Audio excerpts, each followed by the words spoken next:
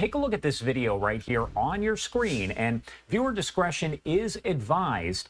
One person critically injured and a terrorist shot dead during a stabbing attack in central Tel Aviv this afternoon.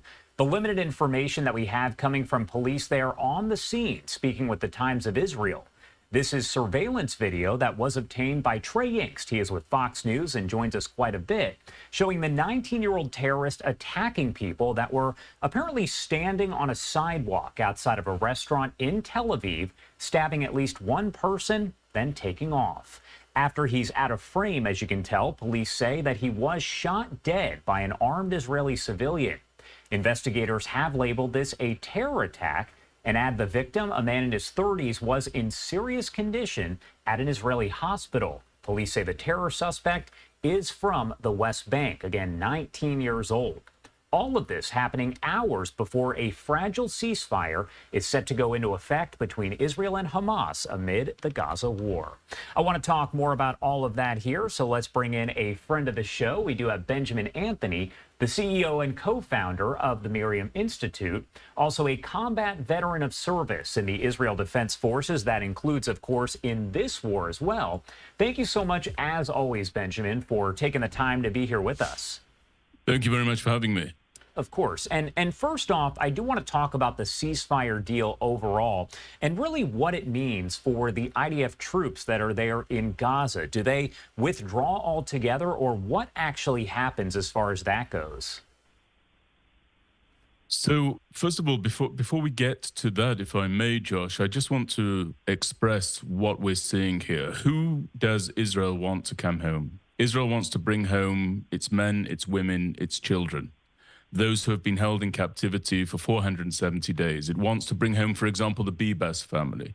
Ariel, who is 4 years of age, or was 4 years of age when kidnapped. Kfir, who was 9 months of age when kidnapped. And of course, their parents, Yarden and Shiri, 34 and 33, respectively. Now, who does Hamas want to bring home?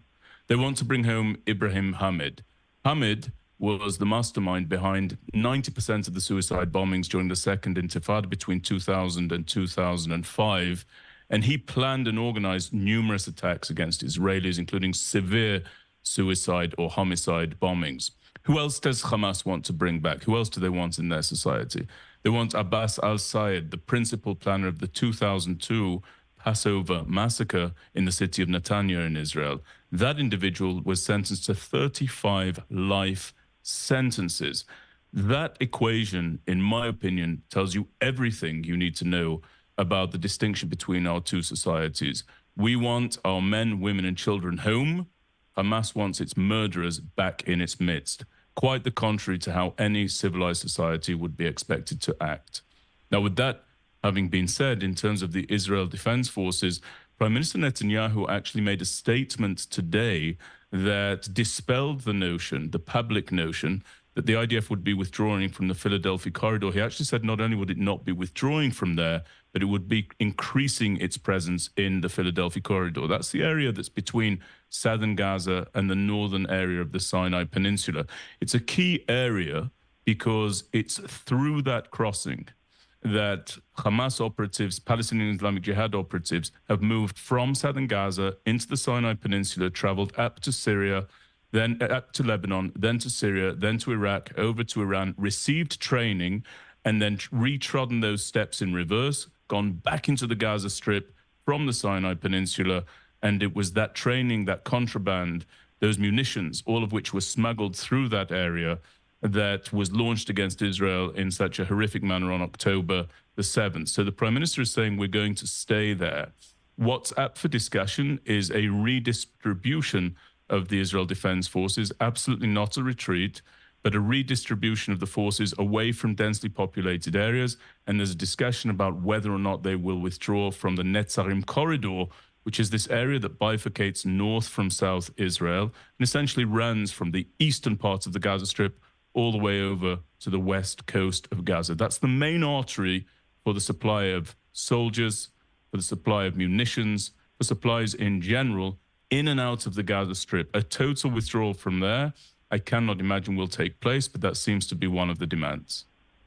Going a step further here, President Biden, who spoke several days ago and was the first to really announce that this deal had been accepted by both Israel and Hamas, he did say that his hope is that this pause in the fighting would lead to the end of the war altogether. Does it appear that that is where we're headed? Because we did hear from Netanyahu not too long ago, and it sounds like he says he is still prepared to fight.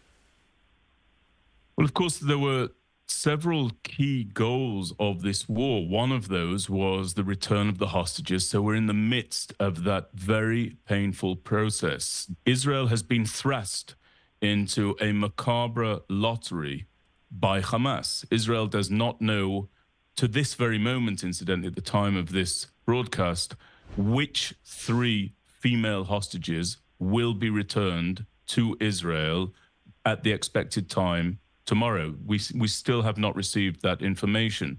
We don't know which of the 33 hostages are alive, which are dead, which are functioning, which are not functioning, who will be able to continue with a normal life, who will not, who may have been sexually abused or worse, who has not. We don't have that information. And so the families are in the midst of this dreadful game, the rules of which Hamas has established.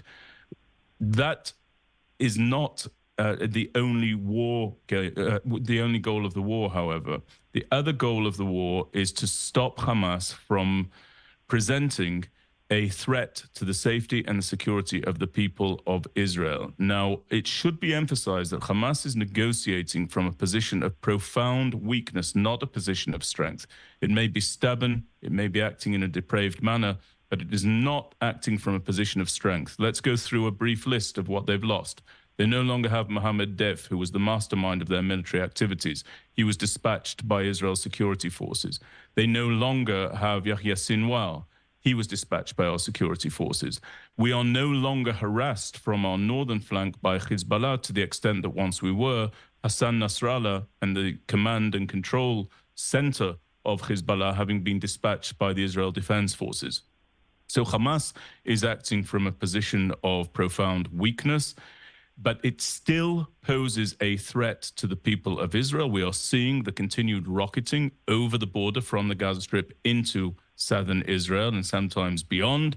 And I think that Benjamin Netanyahu was right to emphasize in his statement today that if we see the terms of the ceasefire being breached, not only will Israel return to the fight, but it will return to the fight in a stronger fashion than it has done, with the declared backing of the incoming president of the United States, Donald Trump.